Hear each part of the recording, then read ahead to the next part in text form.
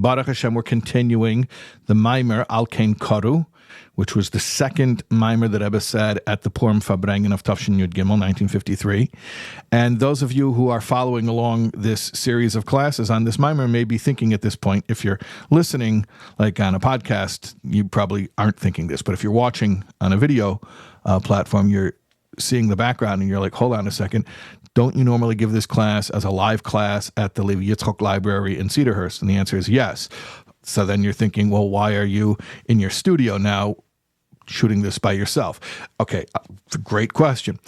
I gave the class last Wednesday, and I came back, and the video didn't work. The shoot didn't work. So then I reshot it right away. And that also didn't work for a totally different reason. So this is the third time I'm recording this, so hopefully I'll say it well this time. Okay, at any rate, we left off last week with a question, which is, based on everything we've learned about the lottery, it would seem that really it was the perfect, I use the word perfect, we're talking about a wicked, evil plan, but within the context of a wicked, evil plan, it seemed like the perfect thing for Haman to employ to get away with his wicked, evil plan. And we explained how within the system of creation, Haman knew that ultimately, he could harass the Jews, but he's not going to get rid of Jews, that there's no such thing as the system of reality as we know it that is Jewless. So Haman knew that his whole goal is not going to work within the way that things are set up. So what did he do? He said, well, I'll do the lottery thing, which, as we explained, goes above the system. The system begins from Chokhmah, and above Chokhmah is Rotzen. We explained why a lottery goes above Chokhmah, it goes to Rotzen, because instead of making an intelligent choice, pros and cons, and you weigh your options, you make a random choice. So the idea of randomness of lottery was like that idea of going above the system to what we call Rotzain. And in fact, we even said the Balo Rotzain, which is higher than Rotzain, not just the will, but the one who has the will. At any rate, it seemed like a really, really good plan for Haman, on his part. And we left off with a question last week, which was, okay, so why didn't it work? That was our cliffhanger last week. So why didn't it work? Thank God it didn't work, but why didn't it work? Okay. We're not going to answer that question this week. We're going to build on the question. We are going to build on the question. We are on chapter 6 now of the maamar, and we're going to understand even more why Haman really wanted that lottery and why that was so important to him. And it's going to build our question like, wow, Haman really, really, if anyone ever had a chance of doing this terrible thing, Haman was the one who cracked the code by figuring out that lottery thing. Okay, so let's do chapter 6. And if you need to catch up, if you need review, I suggest just go rewatch the first 2 classes. I believe the first class we cover chapters 1 and 2, and in the second class, I think we did chapters 3, 4, and 5, I believe. Okay, so now we're on chapter 6. Now we're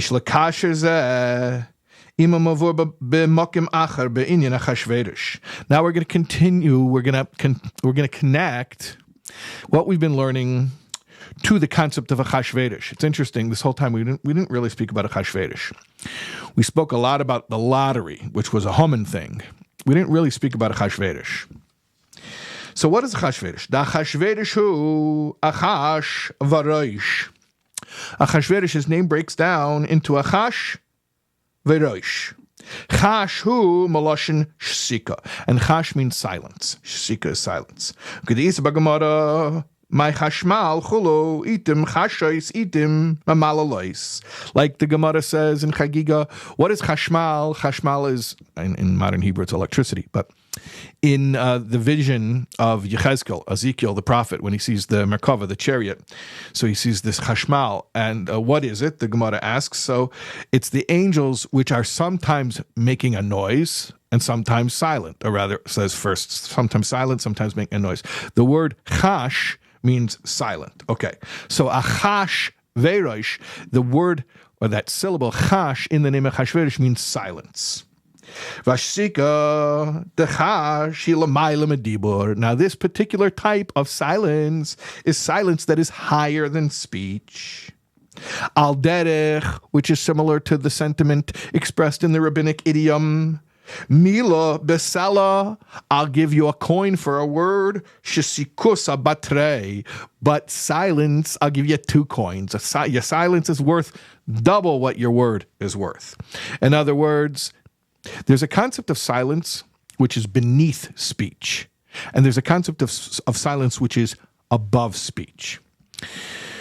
What does that mean? Well, silence that's beneath speech is, it's not that the idea is too profound to communicate, it's that the person is ignoring you. So they're just not being forthcoming. They're not giving you the information. They have information. They could speak the information. They're not giving it to you. They're giving you the silent treatment. So that's beneath speech. Silent treatment is really babyish and immature. That's definitely beneath speech. But then there's silence which is above speech. Silence which is above speech means that there's something going on that's so profound, speech wouldn't do it justice. So it's really that pregnant silence that speaks way more than words ever could. Okay, that's what it means, silence which is above speech. The sheiresh hadibrahu bechachma.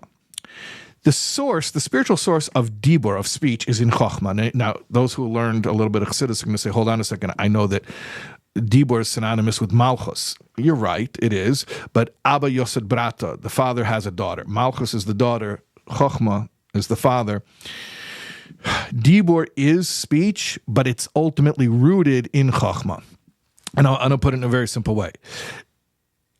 When you speak, you're conveying information, some type of chokhmah. So speech is rooted in chokhmah. Okay, now we've explained before in this maamar that chokhmah is the ceiling of the system. It's the beginning, it's the initial flash of intuition that begins any process, and it's the highest level within Seder Shtalshlus, as we've explained at length in this maamar. Okay, so dibur, speech, is chokhmah. Ushika but silence is kasser, the crown, which is one more, which is above the system. Like the sages say, that the fence around chokhmah is silence. What does that mean? The siog lechokhmah, siog maloshin geder makif. A siog, a fence, can mean a perimeter or something encompassing. It's referring to Kesser, which is a level which is transcendent of Chokhmah. In other words, when we say that silence is the fence to Chokhmah, what we mean is it's the outlying perimeter. That when you go beyond Chokhmah and you go higher than what can be conveyed as intellect, then you go into that transcendent realm beyond, which is Kesser, or as we mentioned earlier in the maamar, Ratzain. Kesser and Ratzain are synonymous. Okay, and this is consistent with the configuration that we've been following so far in the maamar. All right, so the point is, Achashverosh has that word chash in it, which means silence, which means the idea of going, it's a very high level of Elokus. Remember, Achashverosh, Hamelech, represents Hashem. It doesn't say Hashem anywhere in the Megillah, but we know Kabbalistically when it says Hamelech, that's a reference to a higher level narrative that's concurrently taking place. When the terrestrial narrative is taking place, you also have the spiritual narrative. And the king, Achashverosh, represents Hashem. In what level within Hashem? A very high level, a level which is beyond Chokhmah, a level which is equivalent to Kesser, a level which is silence, which is above speech. Okay, above the system. All right. Now, there's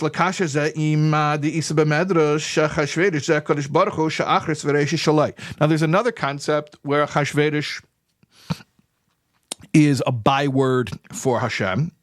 And it's what the Medrash says, that Achashverosh refers to Hashem because Achris Vereishis Shalai. Achashverosh is like a slur of Achris. Achris means the end. Reishis means the beginning. Achris Vereishis Shalai. Shalai, to him, belong to him. That Hashem is the one to whom the end and the beginning belong. Meaning, he is beyond. You have the Alpha to the Omega, the entirety of the system from the beginning to the end, and both of them fit inside of Hashem. He is beyond and transcends ends and beginnings. Ki Keser hu bechlal or haseviv. And that's the same thing as saying Keser, because Keser is the or haseviv, the surrounding light, as opposed to the mamale, the filling light. Which is higher than the chain-like progression system of worlds. Because the encompassing light, which is higher than the system, it can contain, and it does contain, achris and reishis, end and beginning, bishava, equally. When you're in the system, so achris and reishis are very significant designations. They point to two different extremes of the system. But when you're outside of the system, when you're talking about Keser, which encompasses the entire system within it, what's the difference between achris and reishis? What's the difference between the beginning or the end? Keser transcends both of them equally. Achris v'reishis shalai, which is what it means that both achris and reishis are his, belong to him. Okay, so we just said two things. We said that Achashverosh is chash, divine silence, silence which is above speech, meaning keser. Similarly, we said Achashverosh is achris v'reishis shalai, that the ends and the beginnings equally belong to him because he transcends both equally, which is also keser. Okay, so those two things are consistent. But tzarich lahavin, we have to understand that Rebbe asks a question. The Gemara Isada Achashverosh hu al shem shehu shkru pneyam shel Yisrael b'yamav. The Gemara says Achashverosh hints to the concept, and it doesn't have to be. Achashverosh doesn't have to mean one thing; it can mean multiple things. In fact, we just explained how it means two different things. We're just trying to figure out how this third thing fits in with those first two things, which is shehu shkru pneyam shel Yisrael b'yamav. That in his day, hushkru means darkened. The faces of the Jews were darkened. It doesn't mean their complexion. It means, maybe it had a physiological symptom, but it means that they were walking around all like stressed out. They had like a stressed out look on their face because, they had this decree hanging over them. It was, even before the decree, actually, it's important to note that. Even before Haman, the advent of Haman, it was a dark time for the Jews. Because remember, the Beis HaMikdash had just been destroyed. The Holy Temple had been destroyed. The Jews were in exile, and then there was like a regime change. That's how Achashverosh came to be the ruler over the Jews, because remember the Babylonians destroyed the Beis HaMikdash, but then there was a regime change, and then Achashverosh gets he takes over all of the vessels that were plundered from the Beis HaMikdash, and he's serving them at his cocktail party, and it's a huge, massive chilul Hashem, a disgrace, and it's a dark time. So hushkru pneim means Achashverosh hushkru pneim, that their faces were darkened in his day, which is a negative thing. Okay, so the Rebbe asks, how do you fit that with what we explained earlier, that Achashverosh means this high level of keser to whom achris and reishis, ends and beginnings, are equally his? You understand? Achris v'reishis shalai is this lofty level, keser.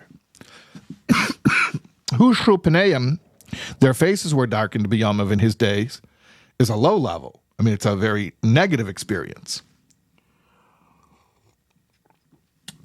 I made a bracha earlier before we started rolling video, by the way. Okay. So here's the concept. How we're going to reconcile, is Achashverosh a really high level or a really low level? Basically is our question. The hianesenis means the question is the answer. Look more deeply in the question, you're going to have your answer. The cave and the shemitzada sevishalamailam ishtalshus oir v'chayshich shavim lafonov kanal sifhei. Since when you go to the level of keser, which transcends the system, so light and dark are equal. We said before, ends and beginnings are equal, but also all designations, all descriptions within the system are equal from the point of view of keser. So light and dark are the same. Lochein, therefore, mebechinas hashasika chash dachashver shalamayla medibor nishtal shal al yedei riboy tzimtzum v'chulu hashasika shalamata medibor. From this lofty high level of Achashverosh, which means chash, which means the silence that is above speech, the silence that is silent because its profundity transcends speech.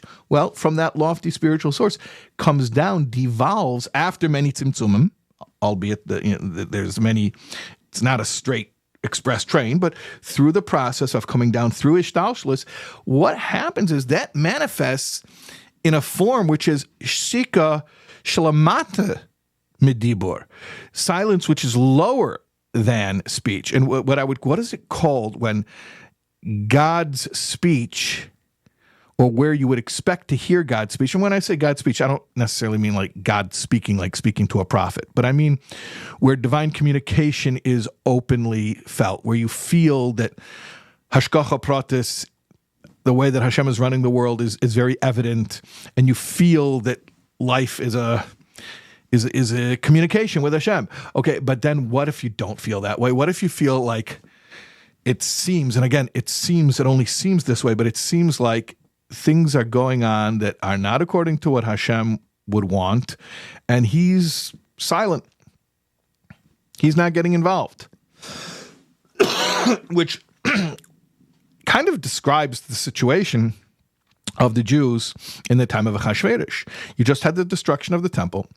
Now this silly king is taking out the holy articles and vessels of the temple and desecrating them by using them at his lewd parties. Where's God? Like, where's divine justice? So, yeah, Achashverosh starts as this lofty level of dibur, which is of shika, which is higher than dibur, silence which transcends speech. But the way it comes down here and manifests on a physical plane can be silence which is beneath speech, where it's like, come on, Hashem, don't you have a statement? Like, at least get in here and protest and say this is wrong. Say this is not what you want. Why do we feel like Hashem is completely ambivalent, completely ignoring us? So that's what it means. I mean, God forbid to say that God is really ignoring, but that's the experience. Subjectively, it feels that way. And so we're saying, how do you reconcile Achashverosh as being this lofty level and being this really, historically speaking, Achashverosh's rule was this very low level? Well, the Rebbe says, the one thing comes from the other. That from this lofty level of silence that's above speech, you have silence that's below speech, ultimately. Shalokus hu behalam, where you have godliness is concealed, right? People are, the bad guys are prevailing. They're doing whatever they want. They don't seem that they have to answer for it. That's what it means. Godliness is concealed. Halam kipshutai shalamata megilui, it says in parentheses, which I love, and I adore these parentheses, because if you learn a little bit of Chassidus, you learn that Helam, concealment, is actually like a really lofty level. That when something is concealed, it's not the absence of revelation. Concealment can be that something so lofty, it doesn't lend itself to revelation. Kind of like what we were saying before about silence, which is higher than speech. So the Rebbe says in parentheses, but when I say here Helam, I'm talking about Helam kipshute, literal Helam, shalamata megilui. In other words, sometimes revelation is higher than, sometimes concealment is higher than revelation, meaning it's so deep and profound, it doesn't lend itself to revelation. Sometimes concealment is just concealment. Sometimes it's just concealment, meaning like, hey, where's the revelation over here? Why are you holding out on us? So the experience that we had in the time of Achashverosh's rule, and this is even before the advent of Haman, before Haman shows up. This is important. We have to understand this. Just Achashverosh's rule was a time where it was really like concealment. Where is Hashem? Va'ad, and then it could even be more than that, not just divine concealment. Lashika de kerochel lifnei gezezeh ne'alama. The sheep is mute before the ones shearing it. And that, the Jewish people are compared to a sheep. So it means that the Jewish people are being abused and really are not even able to protest. And that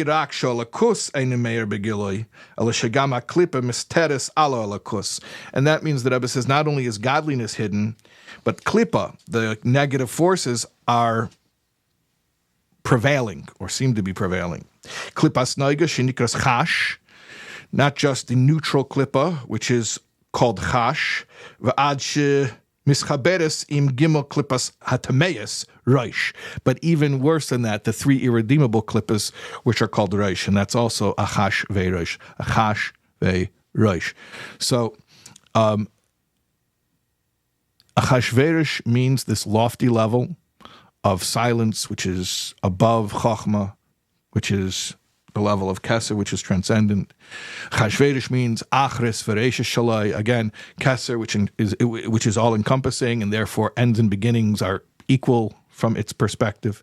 And yet Achashverosh is also Hushru Pneim Shal Yisrael, the Jewish people are having a hard time. And how do we put those two things together? That Achashverosh is this lofty level, and Achashverosh historically was this very difficult era.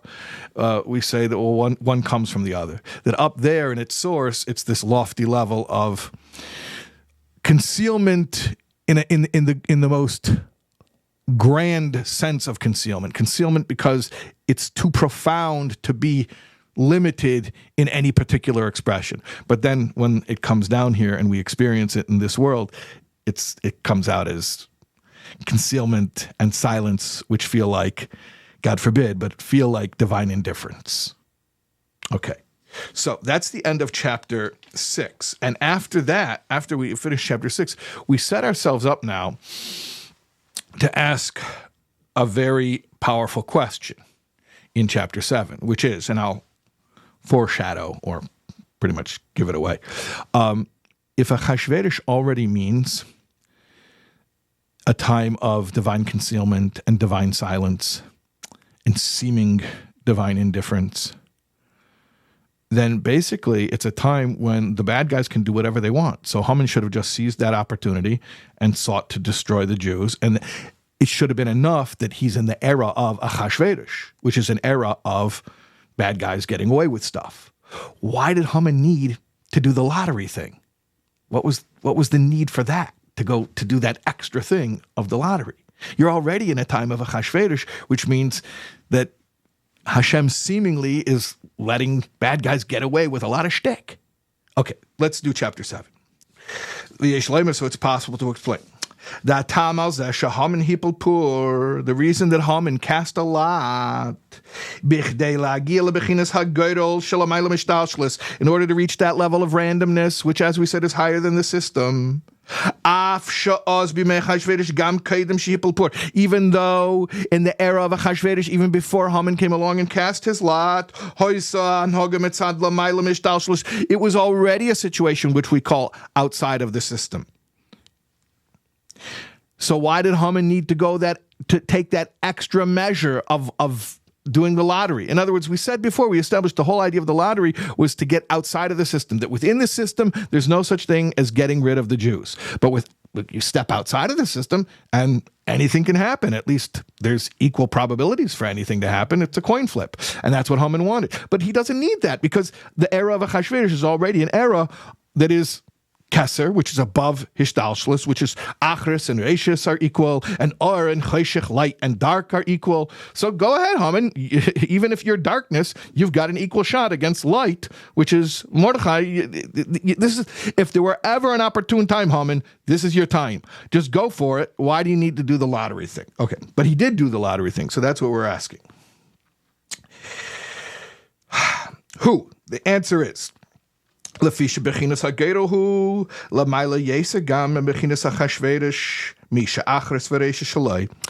lottery is even higher. Lottery is even higher. If Achashverosh is that level that's beyond the system, and therefore down here it can feel like all types of stuff can happen.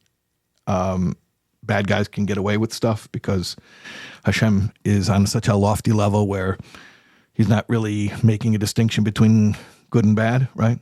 And that's Achashverosh. But Girdle is even higher. Girdle is even loftier than that. And Haman said, I don't want to just go one notch higher. I want to go beyond. I want to go beyond. Well, Inyanhu. And the idea is like this. Even though in the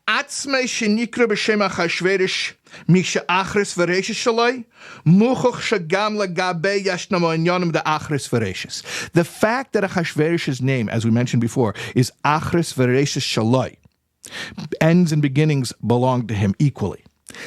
But there's still the concept of ends and beginnings. You follow what I'm saying? Yeah, it comes out that Achris and Reishis are equal to the perspective of Keser, but they're still recognizably, this is Achris and this is Reishis. Yeah, from the perspective of Keser, it doesn't have, from the perspective of Keser, Achris and Reishis, effectively, same thing. No difference. Yeah, but you still know that that's Achris and that's Reishis. So Haman didn't like that. He said, look, I understand that from a perspective of Achashverosh, when the world is operating on the level, that lofty level of Keser, I understand that me and Mordechai are basically, we got equal odds. Because light and dark and good and evil and all that stuff, Klippa and Kedusha, it's all, from the perspective of Keser, it's beyond all those designations. But, Haman said, I'm still not comfortable with the fact that the designations still exist. Yes, from the perspective of Keser, the designations become practically irrelevant, but they still exist. He says, that's not safe enough for me. Not safe enough for me. Ela shehem shavim lagabe. In other words, from the perspective of Achashverosh, you have Achris and you have Reishis, but they are shavim, they are equal to him. But there's still something called Achris and there's still something called Reishis. And in fact, let's back this up. What does that mean? That you have levels, but effectively they're treated equally. The Rebbe says here in brackets, in the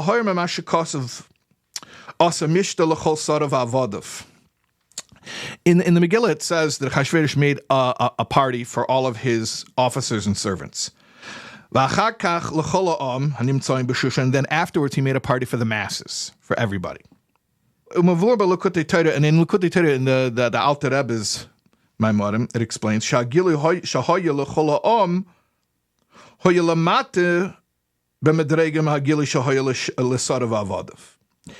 the level of godly revelation, down here we're talking about a party, but up there in spiritual realms, we're talking about there's a level of godly revelation that is for officers and high-ranking servants.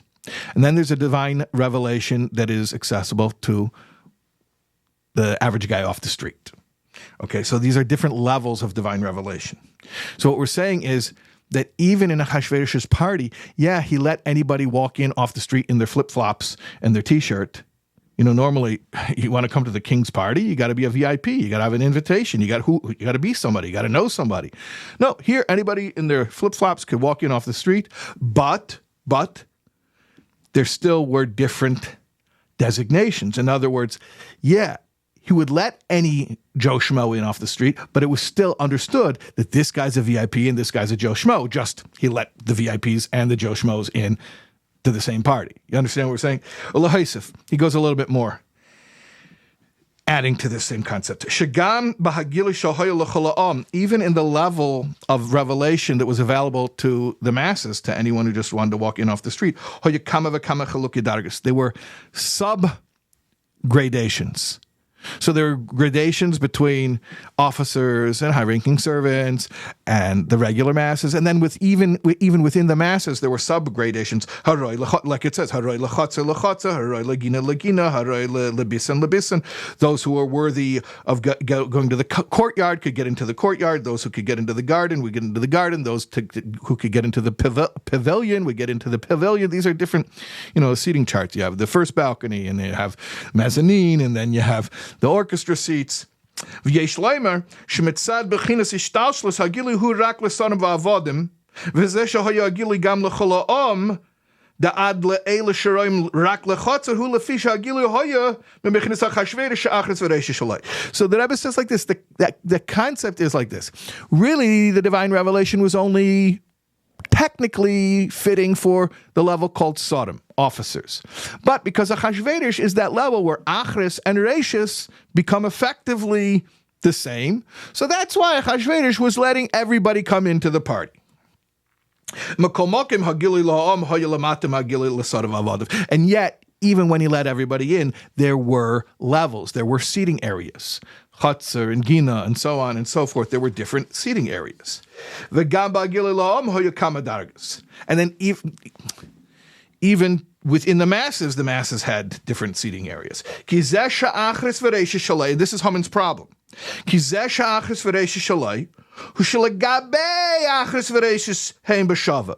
we say Achashverosh is the level where Achris and Reishis are effectively the same, we mean for him, from his lofty, exalted perspective, because he's off the chart. He's beyond the system. So for him, what difference does it make, Achris and Reishis? But it doesn't mean there is no difference between Achris and Reishis. It just means he's too lofty to be bothered by the distinction. But subjectively, regarding the level of revelation that is going to take place in the worlds for the recipients, there's going to be greater divine revelation in the higher worlds, which we call Reishis, than there is divine revelation in the lower worlds, which we call Achris. Okay, so yeah, from the perspective of Keser, Atzilus is the same as Asiya, right? The highest world and the lowest world. But Atzilus is still Atzilus, and Asiya is still Asiya. And from the perspective of the recipients in those worlds, the Natzolim and Atzilus are going to receive a whole lot more divine revelation than being down here in Elam HaAsiya, in the lowest world. Okay, for him, from his perspective, yeah, what difference does it make? But from the subjective experience of those who are in those worlds receiving divine revelation, of course there's going to be a difference. And that's what Haman was saying. Like, I get it that we're in a time where Hashem is acting like he's totally on a level of Keser, where anything that happens within the system is too minute to make a difference. Those distinctions within the system are irrelevant to him, or at least that's how it appears. Haman says it's not good enough. It's not good enough because at the end of the day, I know how it's going to work. Haman's like, I know Jewish history. At the end of the day, yeah, right now Hashem is treating the Jews indifferently, but he still knows these are the Jews and these are their oppressors. And Haman's like, I'm not comfortable with those odds. However, not so if you go to the level of Geirol, of randomness. Then there are no designations of ends and beginnings. See, Achashverosh is just where, yeah, there's end and there's beginning, but from the perspective of Keser, who cares? Haman's like, no. I want to go to a level where there is no such thing as Achris and Reishis. Like we said in chapter 2, a lottery is between two identical things. Like the Yom Kippur lottery, right? The two goats were equal in size and value. And for sure, when they would pull the little lottery tickets out of that box, I mean, they were identical. One didn't feel differently than the other. They were both the same ticket. Just one had one thing written on it, the other had another thing written on it, right? So that's what Haman wanted. Haman didn't want that Hashem should look down and be like, here are the Jews, here's everybody else. Who cares? What difference does it make? Haman wanted that he wanted to access a level of Hashem that's so lofty that Hashem would look down at creation and literally see no difference between the Jews and their oppressors. There shouldn't even exist a difference. And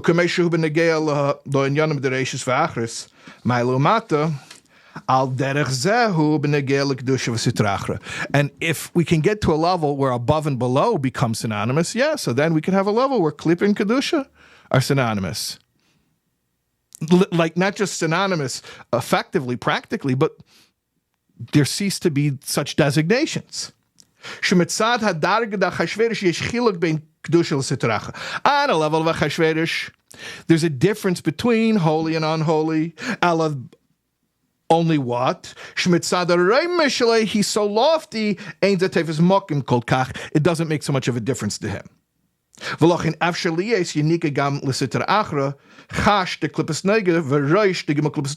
And that's how the Klippa actually gets its Yanika, that when you're dealing with a level that lofty, it's not really making distinctions. It's not saying like, oh, you're not worthy, oh, you are worthy. It's kind of just being indiscriminate. And in fact, even from a level of Achashverosh, not only can Klippa get energy, but it could actually even come back and overpower Kedusha, which is Hu Shchru Pneim Shel Yisrael, which we described as the tense situation that the Jews were in during Achashverosh's rule. V'yesh Lemer says that Rebbe in brackets, Al derech shemamas biyadayim titofes v'hi behechle melech. There's a parable in parables, Mishli from Shlomo Melech, King Solomon, where he describes a spider grabbing at the walls in the king's palace. And now it's kind of gross. If you would zoom in and look at it under a microscope, you're like, yuck. But nobody's zooming in with a microscope. So the point is, sorry, the spider is out of place in the king's palace. It's unbecoming. It doesn't belong there. But precisely because we're in the king's palace, nobody's paying attention to the spider, so it's getting overlooked. And that's the parable. Sometimes you have something it's nasty and it's in an exalted place, but precisely because it's an exalted place, the nastiness sort of just gets ignored. And that's the level of Achashverosh where, yeah, if you would really zoom in and say, is that a spider? You'd say, yeah, it's a spider and it's yuck, and I wish it weren't here. But if nobody's zooming in on it, it's like, just ignore it. Who cares? There's a spider.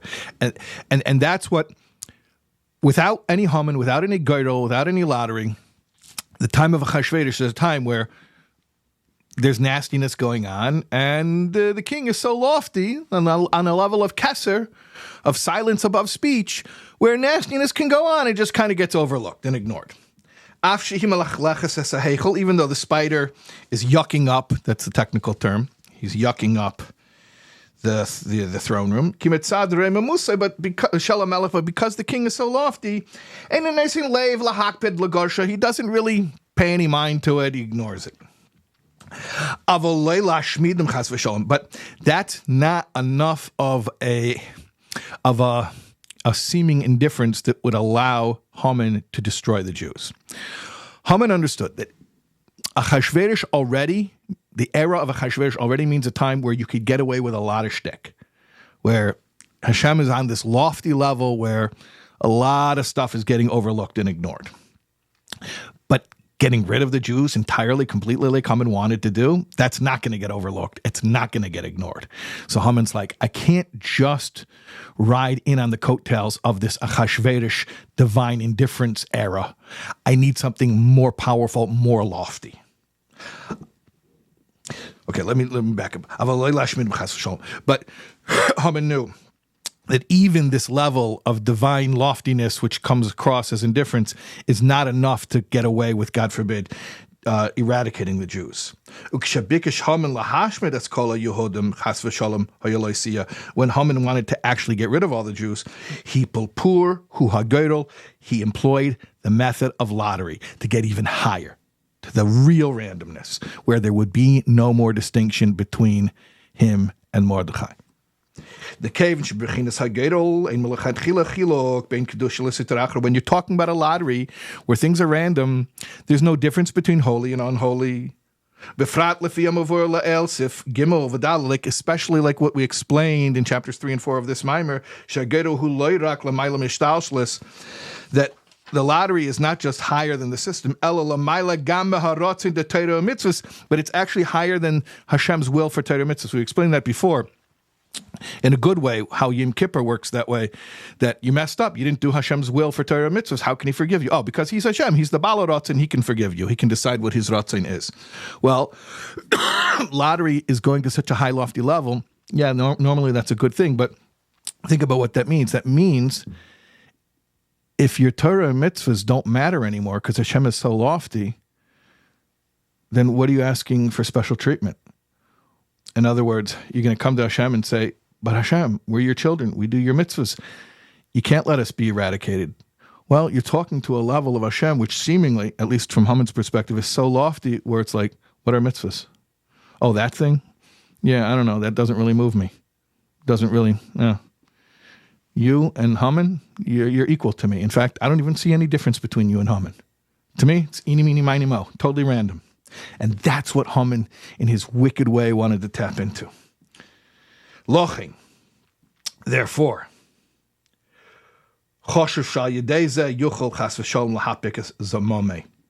Haman thought, if I can go to the level of lottery, then I have a chance to pull it off.